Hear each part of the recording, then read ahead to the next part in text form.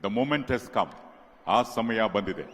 Please put your hands together with a huge round of applause and welcome the Honorable Prime Minister of India, Shri Narendra Modi. ತಾವೆಲ್ಲರೂ ಅತ್ಯಂತ ಕಾತುರದಿಂದ ಕಾಯ್ತಿರುವಂತಹ ಕ್ಷಣ ಆಗಮಿಸಿದೆ.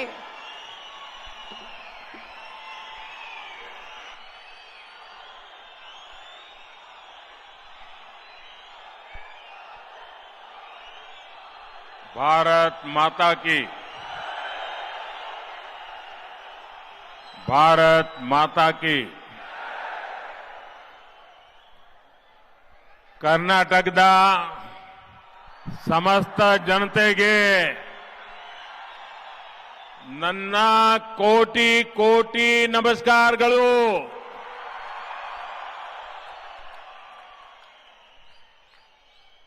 मंच पर विराजमान पूज्य स्वामी जी, कर्नाटका के गवर्नर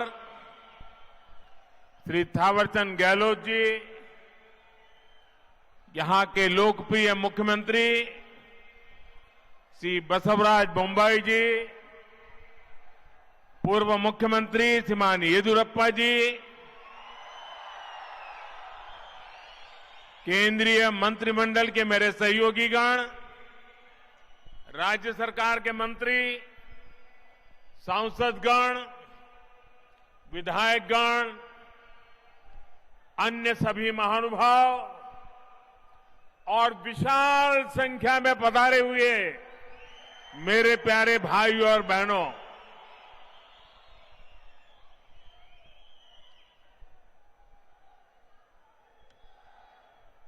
ये मेरा सौभाग्य है कि आज मुझे बेंगलुरु में एक बहुत विशेष दिन पर आने का अवसर मिला है। आज कर्नाटका की, देश की दो महान संतानों की जन्म जयंती है। संत कनकदास जी ने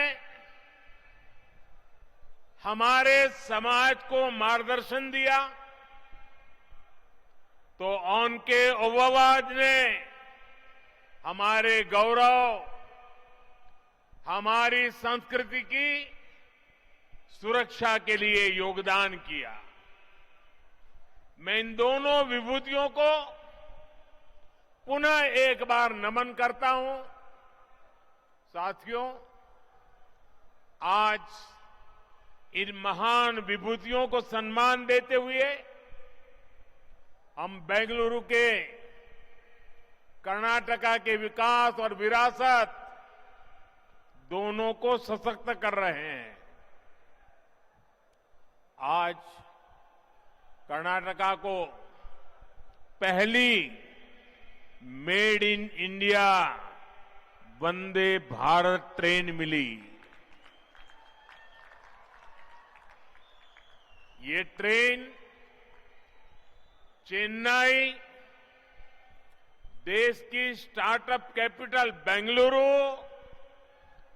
और धरोहरों के शहर मैसूरू को आपस में जोड़ती है। कर्नाटका के लोगों को अयोध्या, प्रयागराज और काशी के दर्शन कराने वाली भारत गौरव काशी दर्शन ट्रेन, इसकी भी आज शुरुआत हुई है। आज केम्पेगौड़ा इंटरनेशनल एयरपोर्ट के दूसरे टर्मिनल का भी उद्घाटन हुआ है। मैंने सोशल मीडिया पर एयरपोर्ट के नए टर्मिनल की कुछ तस्वीरें पोस्ट की थी और आज वहां जाकर लगा कि नया टर्मिनल तस्वीरों में जितना सुंदर दिख रहा है उससे भी ज्यादा भव्य है, आधुनिक है। ये बेंगलुरु के लोगों की बहुत पुरानी मांग थी, जो अब हमारी सरकार पूरा कर रही है। साथियों, मुझे नाड़ प्रभु केम्पे गौड़ा जी की 108 फीट की प्रतिमा के अनावरण और उनके जलाभिषेक का भी अवसर मिला। नाड़ प्रभु केम्पे गौड़ा की ये विशाल प्रतिमा हमें भविष्य के बेंगलुरु, भविष्य के भारत के लिए निरंतर समर्पित भाव से मेहनत करने की प्रेरणा देगी। भाइयों और बहनों, ये मेरा सौभाग्य है कि आज पूज्य स्वामी जी ने जिस प्रकार से आशीर्वाद दिए, जिस प्रकार से भावना प्रकट की, मैं हृदय से उनका आभार व्यक्त करता हूं। साथियों, आज पूरी दुनिया में भारत की पहचान स्टार्टअप के लिए है और भारत की इस पहचान को सशक्त करने में बहुत बड़ी भूमिका हमारे बेंगलुरु की है। स्टार्टअप सिर्फ एक कंपनी भर नहीं होता, स्टार्टअप एक जज्बा होता है, कुछ नया करने का जज्बा, कुछ हटकर के सोचने का जज्बा। स्टार्टअप एक विश्वास होता है हर उस चुनौती के समाधान का जो देश के सामने है। इसलिए बेंगलुरु एक स्टार्टअप स्पिरिट का प्रतिनिधित्व करता है। यही स्टार्टअप स्पिरिट आज दुनिया में भारत को एक अलग लीग में खड़ा करती है। भाइयों और बहनों, आज यहां जो कार्यक्रम हो रहा है, ये भी बेंगलुरु की इसी युवा स्पिरिट का प्रतिबिंब है। आज शुरू हुई वंदे भारत एक्सप्रेस भी सिर्फ एक नई ट्रेन नहीं है, बल्कि ये नए भारत की नई पहचान है। 21वीं सदी में भारत की रेलवे कैसी होगी, ये उसकी झलक है। वंदे भारत एक्सप्रेस इस बात का प्रतीक है कि भारत अब रुक रुक चलने वाले दिनों को पीछे छोड़ चुका है। भारत अब तेज दौड़ना चाहता है और इसके लिए हर संभव प्रयास कर रहा है। साथियों, आने वाले 8-10 सालों में हम भारतीय रेल के कायाकल्प का लक्ष्य लेकर चल रहे हैं। 400 से ज्यादा नई वंदे भारत ट्रेनें, विस्टाडोम कोचेज भारतीय रेल की नई पहचान बनने वाले हैं। मालगाड़ियों के लिए डेडिकेटेड फ्रेट कॉरिडोर, ट्रांसपोर्टेशन की गति बढ़ाएंगे और समय भी बचाएंगे। तेजी से हो रहा ब्रॉडगेज परिवर्तन का काम नए नए क्षेत्रों को रेलवे के मैप पर लेकर आ रहा है और इन सब के बीच आज देश अपने रेलवे स्टेशनों को भी आधुनिक बना रहा है। आज आप बेंगलुरु के सर एम विश्वेश्वरैया जी के रेलवे स्टेशन जाते हैं तो एक अलग ही दुनिया का अनुभव होता है। हमारा लक्ष्य देश के बड़े रेलवे स्टेशनों को इस प्रकार आधुनिक बनाने का है। इसी सोच के साथ यहां कर्नाटका में भी बेंगलुरु कैंटोनमेंट यशवंतपुर रेलवे स्टेशनों का भी कायाकल्प किया जा रहा है। साथियों, विकसित भारत के निर्माण में हमारे शहरों के बीच कनेक्टिविटी की भी बड़ी भूमिका होगी। देश में एयर कनेक्टिविटी का ज्यादा से ज्यादा विस्तार हो, हमारे एयरपोर्ट्स का विस्तार हो, ये आज समय की मांग है। बेंगलुरु एयरपोर्ट का नया टर्मिनल इसका उपयोग करने वाले पैसेंजर्स के लिए नई सुविधा लेकर आएगा। आज भारत दुनिया में एयर ट्रैवल के सबसे तेजी से बढ़ने वाले मार्केट में से एक है। जिस तरह देश आगे बढ़ रहा है, उसी तरह एयरपोर्ट्स पर पैसेंजर्स की संख्या भी बढ़ रही है। इसलिए हमारी सरकार देश में नए एयरपोर्ट्स का भी निर्माण करा रही है।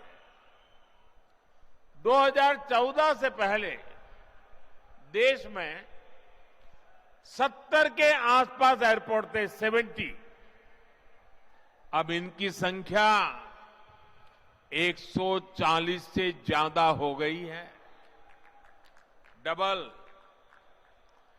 बढ़ते हुए ये एयरपोर्ट्स हमारे शहरों का बिजनेस पोटेंशियल बढ़ा रहे हैं, नौजवानों के लिए नए अवसर भी बना रहे हैं।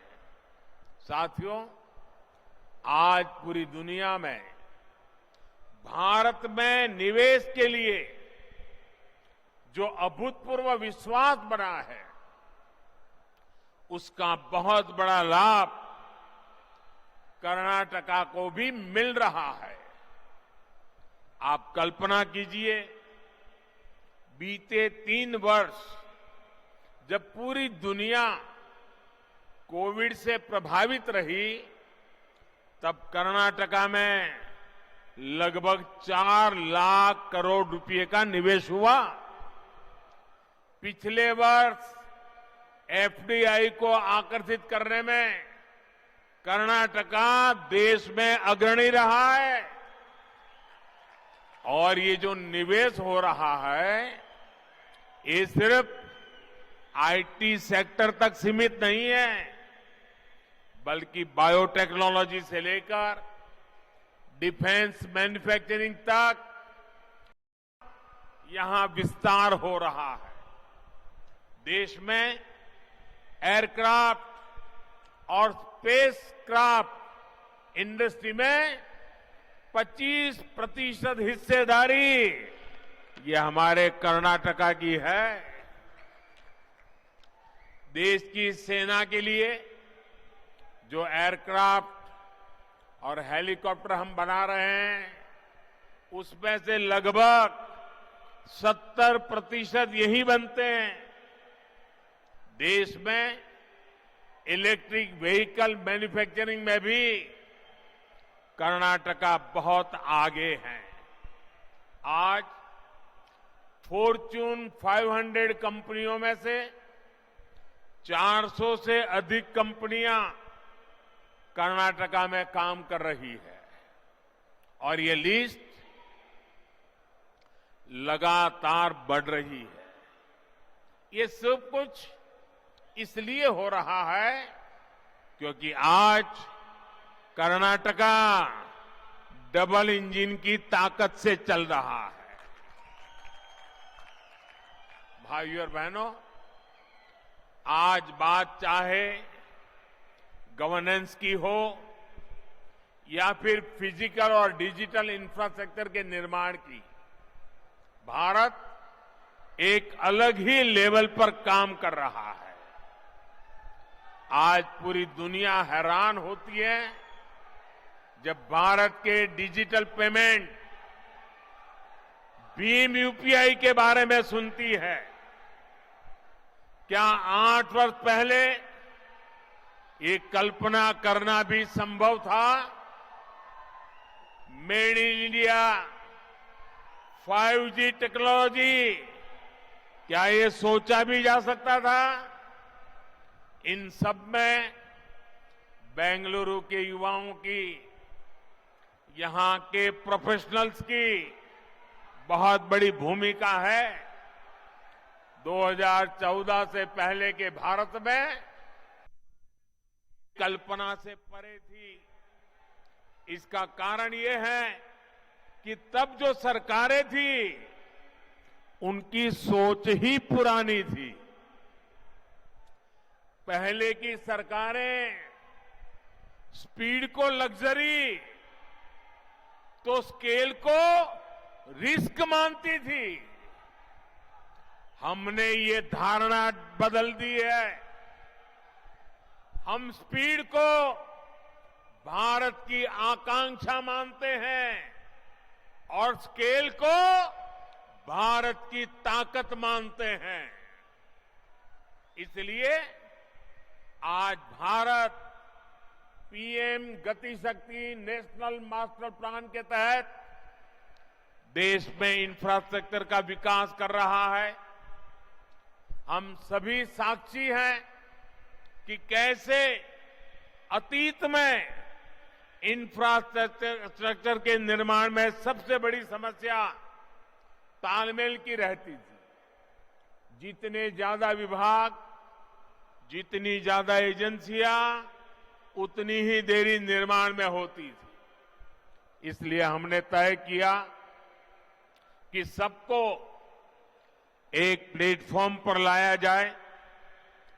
आज पीएम गति शक्ति नेशनल मास्टर प्लान के तहत 1500 से ज्यादा लेयर्स में डेटा विभिन्न एजेंसियों को सीधे उपलब्ध हो रहा है। आज केंद्र और राज्य सरकारों के दर्जनों मंत्रालय, दर्जनों विभाग इस प्लेटफॉर्म से जुड़ चुके हैं। आज देश नेशनल इंफ्रास्ट्रक्चर पाइपलाइन के तहत इंफ्रा पर लगभग 110 लाख करोड़ रुपए के निवेश का लक्ष्य लेकर चल रहा है। देश में ट्रांसपोर्ट के हर माध्यम एक दूसरे से जुड़े, एक दूसरे को सपोर्ट करें। इसके लिए देश का बल, पूरी ताकत मल्टी मॉडल इंफ्रास्ट्रक्चर पर है। कुछ समय पहले ही देश ने नेशनल लॉजिस्टिक पॉलिसी भी लॉन्च की है। ये पॉलिसी देश में ट्रांसपोर्टेशन का खर्च कम करने, ट्रांसपोर्टेशन को इनोवेटिव बनाने में मदद करेगी।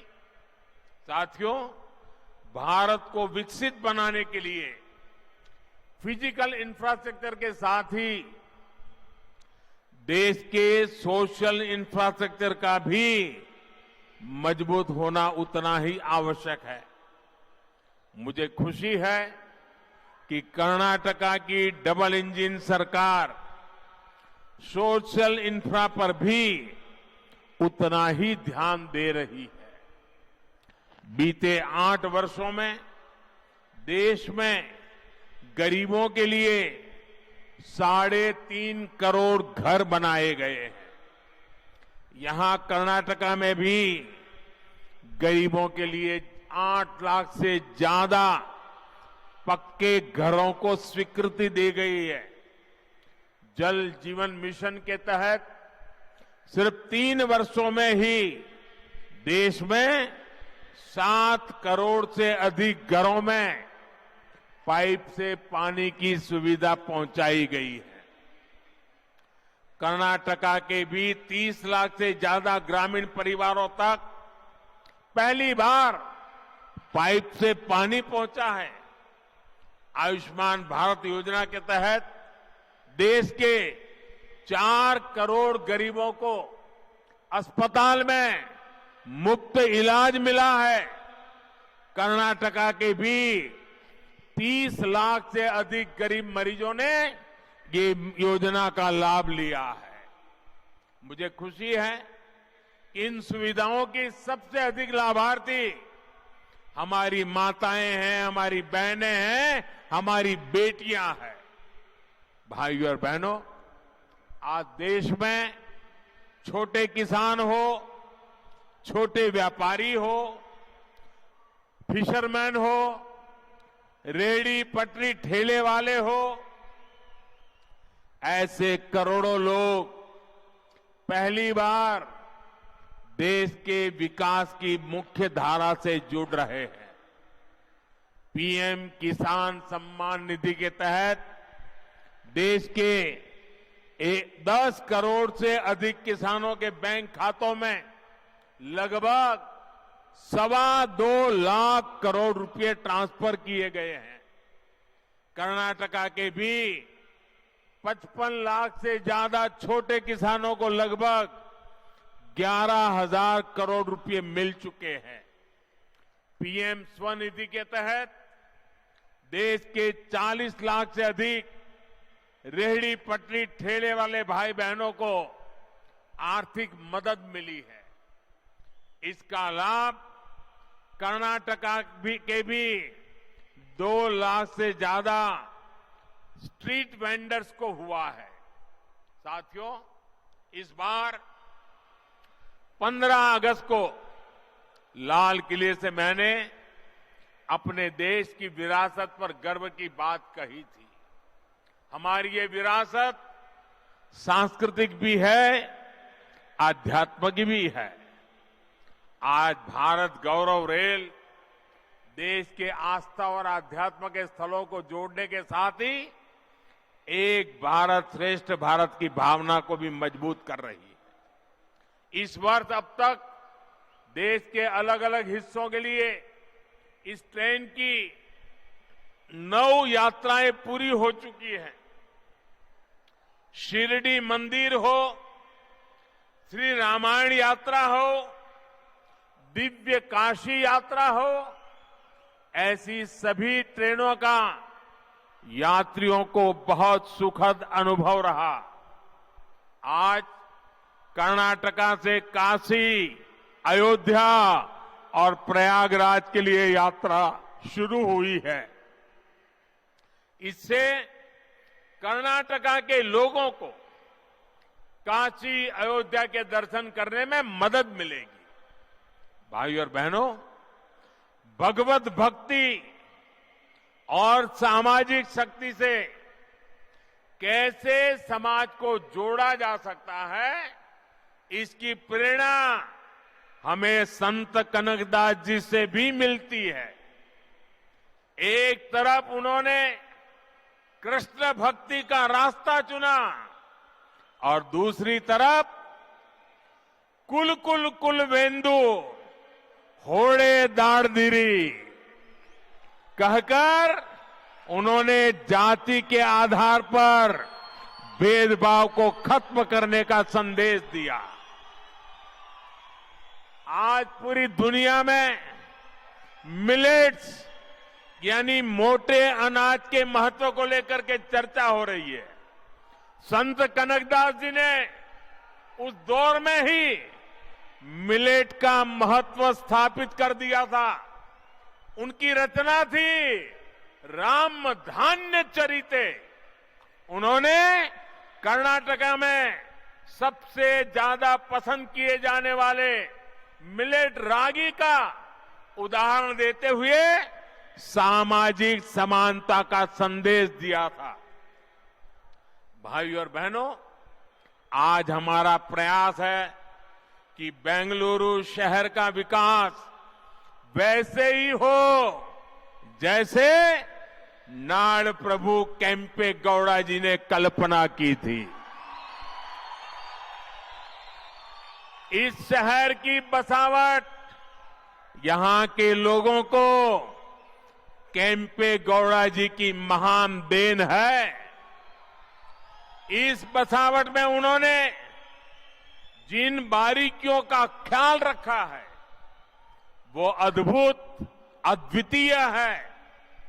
सदियों पहले उन्होंने बेंगलुरु के लोगों के लिए कॉमर्स, कल्चर और कन्वीनियंस की योजना तैयार कर दी थी। उनकी दूरदृष्टि का फायदा आज भी बेंगलुरु के लोगों को मिल रहा है। आज व्यापार, कारोबार, उसके रूप रंग भले ही बदल गए हो, लेकिन पेटे आज भी बेंगलुरु की कॉमर्शियल लाइफलाइन बना हुआ है। नाड़ प्रभु केम्पे गौड़ा जी का बेंगलुरु की संस्कृति को भी समृद्ध करने में अहम योगदान है। यहां का मशहूर गवि गंगाधरेश्वर मंदिर हो या बसवनगुड़ी इलाके के मंदिर, इनके जरिए केम्पे गौड़ा जी ने बेंगलुरु की सांस्कृतिक चेतना को हमेशा के लिए जीवंत बना दिया।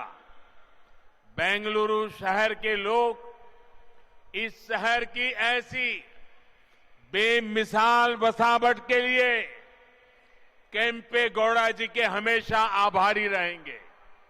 साथियों, बेंगलुरु अंतर्राष्ट्रीय शहर है। इसे हमें अपनी विरासत को संवारते हुए आधुनिक इंफ्रास्ट्रक्चर से समृद्ध करना है। ये सबका प्रयास से ही संभव है। एक बार फिर आप सभी को नए प्रोजेक्ट के लिए मैं बहुत बहुत बधाई देता हूं। पूज्य संतगण ने आकर के आशीर्वाद दिए, मैं उनका आभार व्यक्त करता हूं।